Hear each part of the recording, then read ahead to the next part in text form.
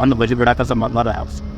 ಅವ್ರು 6:30 8 ಗಂಟೆ ಮೇಲೆ ಫೋನ್ ಹಚ್ಚಾರ. ಫೋನ್ ಸ್ವಿಚ್ ಆಫ್ ಬರ್ತೀನಿ ಮನ್ಯಾಗ ಅಪ್ಪ ಕೇಳಿ ಓದಿಸ್ತಂದ್ರೆ ಅವ್ರದ್ದು ಈಗ ಬರ್ತಾರೆ ಮನೆಯವ್ರು ಅದಿನ ಮಜರ್ ನೋಡಿದಾರೆ. ಅದಿನ ನೋಡಿ ಸ್ಟೇಷನ್ ಏನು ಮಾಡಿ ಅಂದ್ರೆ 11 ಗಂಟೆಗೆ ಅಷ್ಟು ಹಡಗದೆ ಬಂದಿದ್ದಾರೆ.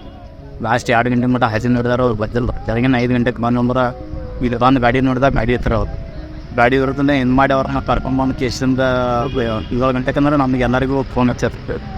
ಫೋನ್ ಹಚ್ಚಿ ಬಂದು ನೋಡಿದಾಗ ಇದು ಎಲ್ಲರೂ ಕೂಡಿ ಮತ್ತು ಇದು ಮೀನುಗಾರಿಕೆ ಇದು ಇಲಾಖೆದಾರ ಅದನ್ನೇ ಇಲಾಖೆದಾರ ಅವ್ರು ಬಂದು ಹೋಗಿದ್ದಾರೆ. ಪೊಲೀಸ್ ಡಿಪಾರ್ಟ್ಮೆಂಟ್ ಅವ್ರು ಬಂದು ಹೋಗಿದ್ದಾರೆ.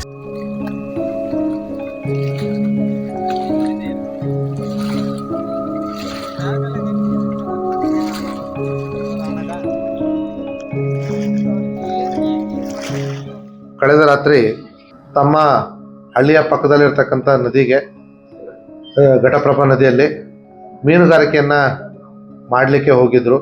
ಅವತ್ತಿಂದ ಬೆಳಗ್ಗೆವರೆಗೂ ಅವರು ವಾಪಸ್ ಬಂದಿರೋದಿಲ್ಲ ಅನ್ನುವಂಥದ್ದು ವರದಿಯಾಗಿರ್ತಕ್ಕಂಥ ಸಂಗತಿ.